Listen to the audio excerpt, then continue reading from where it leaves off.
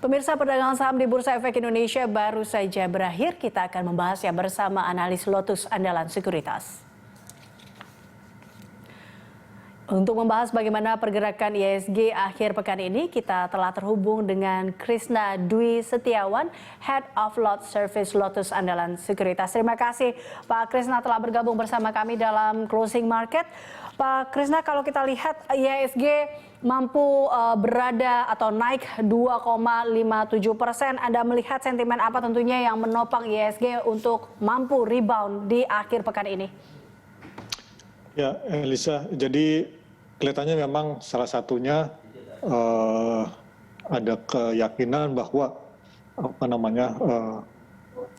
ini kan kalau kita kilas balik sebentar, penurunannya itu kan kemarin gara-gara PSBB. Jadi sekarang hari ini investor kelihatannya punya keyakinan bahwa PSBB yang akan diterapkan mulai hari Senin depan itu tampaknya kelihatannya akan lebih fleksibel dan tidak seketat PSBB yang terjadi pada saat awal tahun lalu ya. Dan itu pertama. Kedua juga kita cukup yakin bahwa sentimen bursa saham regional masih akan masih baik ya.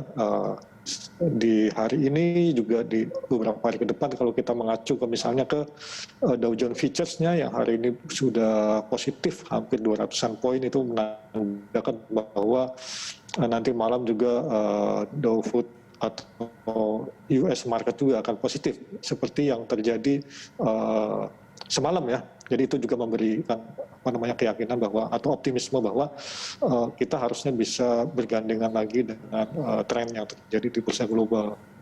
Kemudian ketiga sudah pasti penurunan yang terjadi kemarin ya 5% lebih itu sudah mendorong atau menekan harga saham, banyak harga saham ya, mayoritas harga saham ke level oversold-nya secara teknis, dan itu biasanya bisa memicu atau memancing investor untuk memberanikan diri membeli. Dan banyak investor yang saya tahu memang menunggu momen-momen seperti ini, Eliza ya. Jadi memang ada tipikal investor yang menunggu momen indeks itu turun dalam baru dia masuk kembali ke pasar. Nah itu yang berhasil memancing mereka keluar dan akhirnya mampu mengangkat indeks hari ini, Eliza. Ya, kita lihat saja tadi untuk pergerakan atau harga, kita juga lihat harga ini ya, beli begitu tinggi hari ini jika tadi hampir 13 miliar kalau kita lihat. 13 triliun. 13 triliun. Ya, itu juga Anda melihat bahwa tadi yang Anda katakan bahwa melihat semakin positifnya kas atau harga yang begitu turun sehingga mereka berani untuk membeli. Iya, kalau itu tidak ada, kayaknya indeks tidak akan bisa naik naik signifikan seperti ini. Kenapa? Karena investor asing hari ini justru melakukan penjualan besar-besaran ya.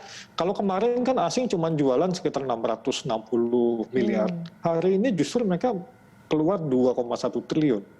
Kalau tidak ada investor-investor yang seperti saya bilang tadi yang memang menunggu momen-momen indeks turun dalam untuk kembali membeli, rasanya hari ini indeks juga nggak akan bisa selamat ya. Jadi ini memang peran dari investor retail yang terutama investor retail yang kelas menengah atas ya, investor kakapnya itu memang sangat membantu sekali bisa mengangkat indeks hari ini, Elisa. Jadi kita lihat berarti pergerakan hari ini adalah memanfaatkan momentum, bisa dibilang seperti itu ya Pak Krisna ya. Betul. Baik, ya. Anda melihat optimisme hari ini atau pergerakan hari ini di zona positif atau katalis positif ini masih akan berlanjut tidak sampai pekan depan? Bisa. Meskipun hari ini indeks sudah naik 2,5%, tapi kalau kita lihat secara teknis ini hampir semua indikator jangka pendeknya itu masih oversold ya. Jadi misalnya seperti stokastik osilator, kemudian relative strength index itu semuanya masih oversold. Jadi indeks masih berpeluang untuk naik setidaknya untuk kembali ke level 5.100-an ya untuk awal pekan depan. Itu rasanya masih sangat terbuka lebar untuk naik ke sana, Eliza. Oke, lalu kalau menurut Anda sentimen apa yang memang harus dicermati paling tidak melihat pekan depan akan seperti apa pergerakannya juga? Ya, sebetulnya memang kita belakangan ini sedang diterpa banyak sentimen negatif ya. Dimulai dari waktu beberapa minggu terakhir ini kan kita sangat dikhawatirkan oleh terjadinya resesi ya. Jadi waktu masih sebulan 2 bulan lalu kan kayaknya resesi masih jauh dari negara kita ya. Tapi kelihatannya belakangan ini terutama setelah diindikasikan oleh Ibu Sri Mulyani sendiri bahwa kita mungkin ada peluang ya, meskipun ini skenario terburuk, jadi ada peluang untuk terjadi resesi di kuartal ketiga nanti ya, yang akan diumumkan datanya oleh BPS itu tanggal 5 November. Kemudian juga soal independensi bank sentral kita itu juga sempat menjadi kekhawatiran. Jadi dua tema besar ini sebetulnya masih membayangi market kita. Tapi ya mudah-mudahan kita bisa ikut tren bursa saham global yang memang sebetulnya masih cenderung positif ya, mencoba untuk bangkit dari aksi jual saham-saham teknologi di Amerika sana. Jadi mudah-mudahan kita bisa ikut tren bursa global itu. Oke, tapi sebenarnya harapan dari investor terkait dengan adanya tadi ya sentimen-sentimen yang memang bakal mempengaruhi IHSG sendiri. Anda melihat apa sih baik itu harapan dari investor dengan penanganan COVID-19 sendiri dan juga progres dari bagaimana mereka menanggulangi ekonomi sendiri, seperti apa harapannya? Ya, apa yang berkembang sekarang ini mengenai meningkatnya angka positif COVID-19 ini memang cukup mengkhawatirkan. Tapi kalau kita lihat yang sedang terjadi di Eropa misalnya, Eropa kan sekarang sedang gelombang keduanya lagi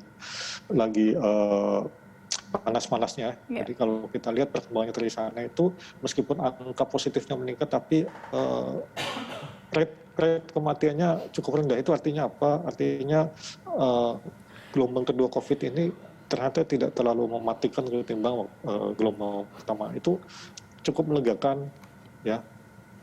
Di samping tentu saja ini juga kita sudah semakin dekat dengan akhir tahun, yang mana kita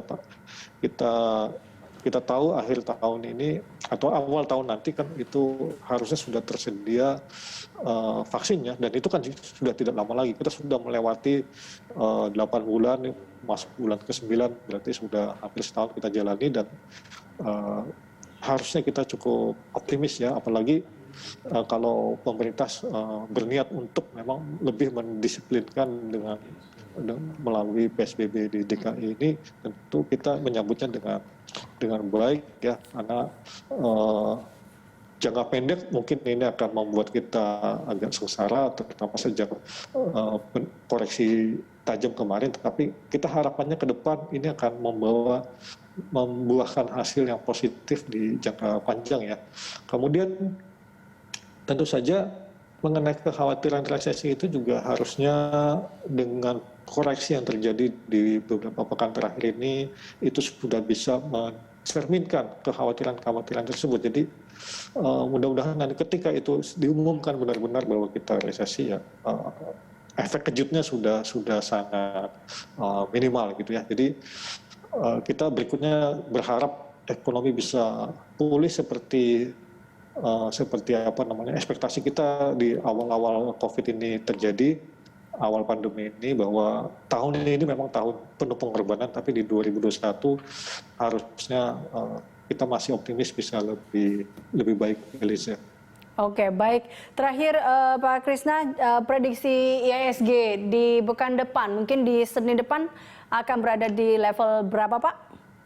Ya, akan ada perkiraan saya akan ada di sekitar level 4950 sampai 5050 itu untuk range yang sempitnya ya. Tapi untuk jaga-jaga bisa jadi range ini bisa lebih lebar sampai dengan 5.100 ya. Jadi kalau kita lihat tadi yang seperti saya katakan, indeks itu sebetulnya posisinya masih oversold, jadi memang sangat